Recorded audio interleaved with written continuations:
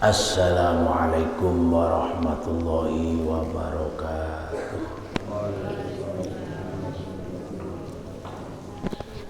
Bismillah nahmaduhu wa nasta'inuh.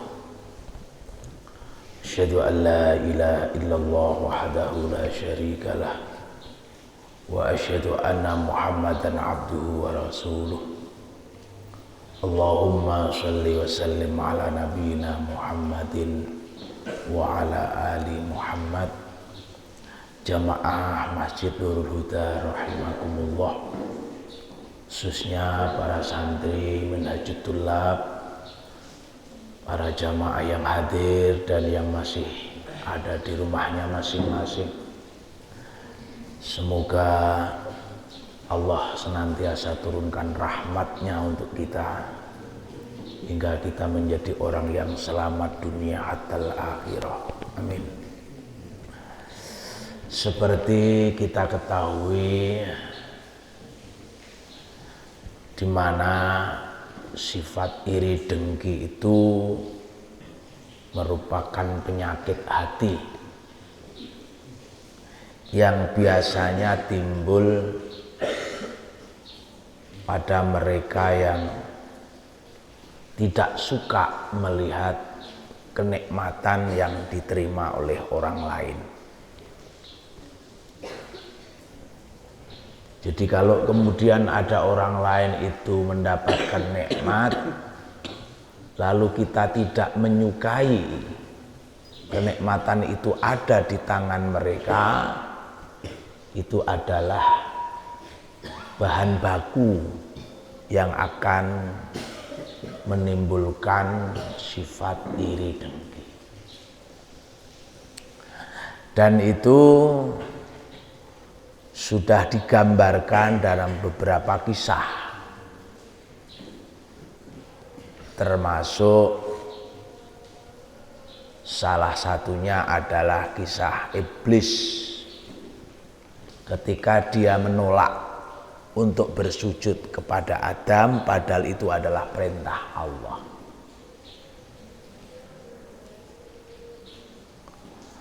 Sampai-sampai kemudian iblis itu punya alasan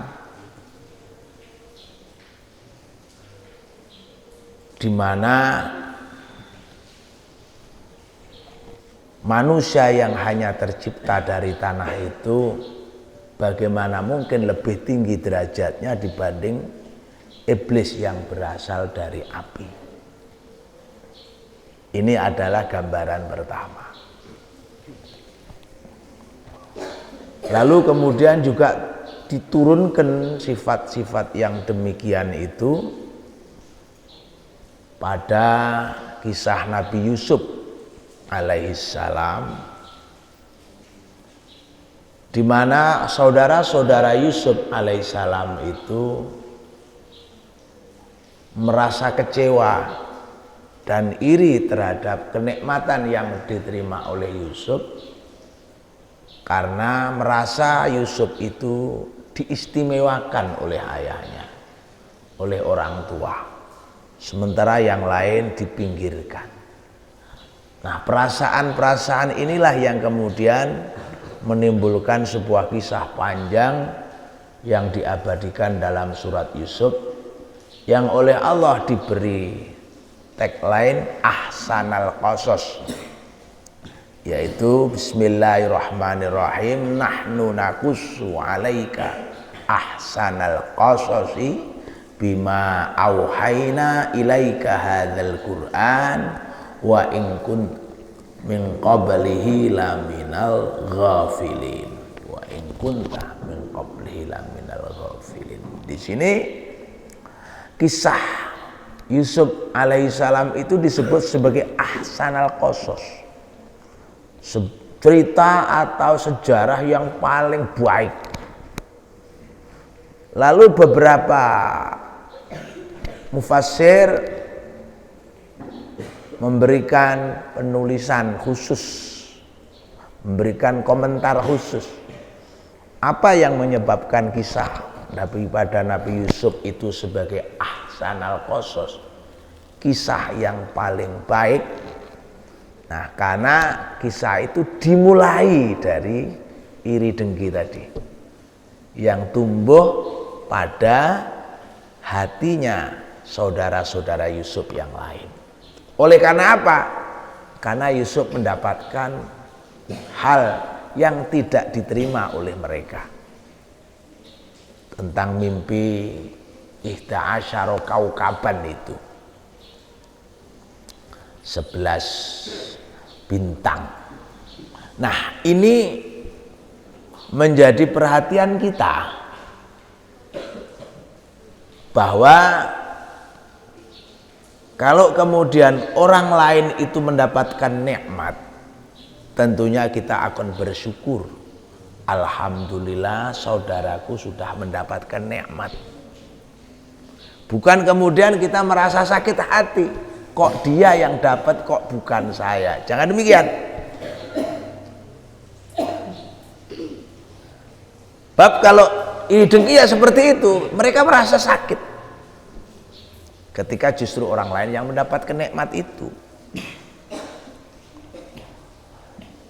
Dan ini bukan karena orang itu tidak ngerti bahwa iri dengki itu menimbulkan penyakit yang biasa disebut dengan psikosomatik.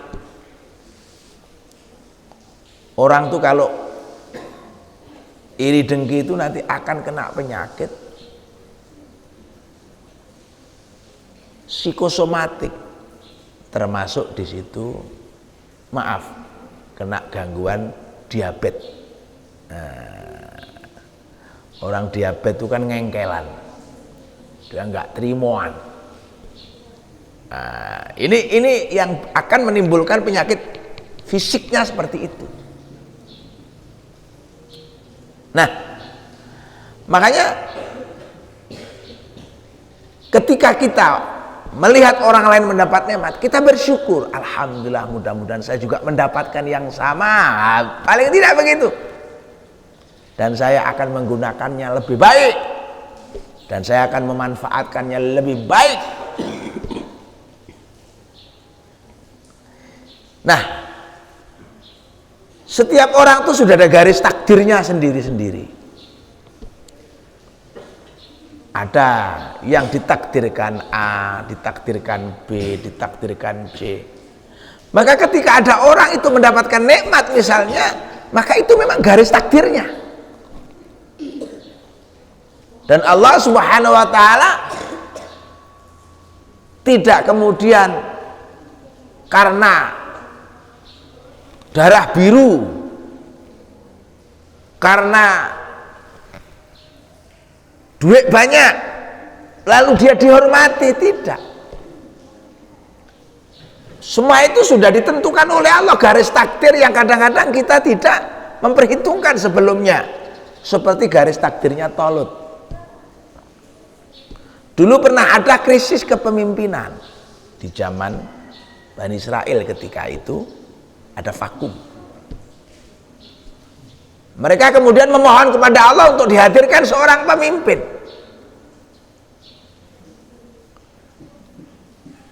Tiba-tiba yang ditunjuk oleh Allah itu orang atau tokoh yang Bani Israel itu tidak memperhitungkan, tidak membayangkan kalau yang dipilih itu adalah Talut. Karena dalam persepsi Bani Israel, seseorang itu pantas dan berhak menjadi pemimpin itu syaratnya 2. Darah biru artinya punya keturunan terah itu ya. Dan punya duit. Itu dalam persepsi Bani Israel. Ada terahnya, juga ada duitnya. Sedangkan Talut ini tidak punya dua-duanya ini. Terah yang bersifat darah biru nggak punya, duit yo gak duwe. Paribasane wong desa ora terkenal, ya duduk kalangan-kalangan darah biru, ya ora duwe duit. Maka dia sulit kan untuk tampil menjadi pemimpin, modalnya nggak ada. Tapi kenapa Allah kemudian memilih Talut? Ini semua adalah kehendak Allah. Dan Allah memberi jawaban kepada Bani Israel ketika itu bahwa Talut itu dipilih karena bastotang fil ilmi wal jismi. Dia punya ilmu dan sekaligus berani mengeksekusi ilmu itu. Sembodo duwe ilmu tur wani ngamalne ilmune. Ini kemudian yang menjadi kelebihan daripada Talut, hingga kemudian dipilih menjadi pemimpin. Coba kalau Allah itu sudah menghendaki,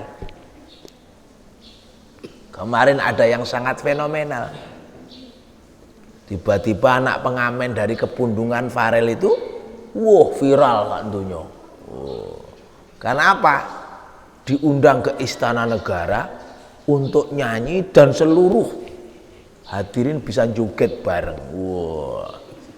Tiba-tiba dinaikkan derajatnya sedemikian rupa sampai ada rumor naik jet berangkat ke sekolahnya. Naik jet karena ada undangan ke Kalimantan, mengejar waktu sekolah, dinaikkan pesawat pribadi. Ini kita melihat bagaimana hanya dengan keahlian nyanyi saja orang dinaikkan derajatnya oleh Allah seperti itu. Bagaimana kalau kemudian orang itu bisa mengaji, bagaimana kalau kemudian bisa hafal Quran, tentunya derajatnya lebih hebat lagi dan kita nggak usah khawatir. Nggak usah khawatir. Seperti Hasan Toba-Tobai itu. Dia bukan dari keturunan orang yang hafal Quran. Bukan dari keturunan ulama. Tapi oleh Allah Subhanahu wa taala dimuliakan, umur 5 tahun dia sudah hafal Quran. Umur 8 tahun dia sudah doktor Al-Quran. Padahal bapak ibunya bukan seorang ulama. Kenapa demikian? Allah naikkan derajatnya. Naikkan martabatnya. Dan itu adalah kemuliaan yang luar biasa. Makanya kalau kemudian seseorang itu diberikan nikmat oleh Allah, itu memang benar-benar kehendak Allah, itu adalah otoritas Allah, tetapi kemudian Allah juga menyertakan di sana modal dasar di mana dia itu memang bisa naik derajat. Talut itu dipilih oleh Allah jadi pemimpin dan diberi modal penyertaan. Apa itu? Ilmunya luas dan berani mengeksekusi. Itu namanya modal. Farel itu diberi derajat oleh Allah, ditunjuk, dipilih oleh Allah sedemikian rupa, disertakan modal dasarnya, suaranya merdu. Kalau suaranya nggak merdu, modalnya apa coba? Nggak ada kan? Merdu, punya talenta seni, ya sudah. Nah yang punya suara merdu dan talenta seni banyak, tapi kenapa yang dipilih dia? Itulah rahasia dari Allah Subhanahu wa ta'ala. Makanya supaya kita ini tidak punya sifat iri dengki, tidak membuncah di dalam kita ini terbakar oleh iri dengki, kita ini selalu berbiasa untuk mengucap alhamdulillahi rabbil alamin. Ini adalah ucapan yang merespon segala apa yang terjadi, apa itu senang, apa itu susah, apa itu kegagalan, apa itu kesuksesan, kita terima dengan ucapan alhamdulillah. Ini akan membuat hati kita dingin, sejuk, adem dan tenang. Karena sifat iri dengki itu ya seperti api. Dia akan membuat hati ini panas, terbakar. Berangasan kata orang Jawa ya, berangasan. Nah, berangasan inilah yang kemudian membuat orang yang iri dengki itu sakit, mudah tersenang penyakit. Kenapa? Karena imunitasnya turun. Kenapa imunitasnya turun? Karena ketika melihat nikmat itu datang pada orang lain, darahnya mendidih, panas. Darahnya mendidih yang panas itu membuat saluran-saluran darah itu menjadi tidak normal. karena pompa darah jantung itu kenceng, dok dok dok dok dok dok dok dok dok dok dok dok dok dok, darah mengalir, ternyata ada sumbatan-sumbatan, naiknya dok gitu, iso darah tinggi, ambruk, stroke. Ya kita terima, alhamdulillah. Itu. Nah, disitulah kita melihat pentingnya memanage perasaan kita, pentingnya mengatur perasaan kita supaya perasaan kita itu benar-benar ayem. Dengan cara apa? Kita itu mengucap alhamdulillahirabbil alamin. Itulah yang disebut dengan istilah ala bidzikrillahi tatmainnul qulub. Bahwa dengan ingatlah, kalau kita tahmid mengucap alhamdulillah, berarti kan kita ingat kepada Allah. Itu yang membuat hati kita dingin. Mudah-mudahan sekelumit ini bisa bermanfaat. Dari saya wal afu minkum, wassalamualaikum warahmatullahi wabarakatuh.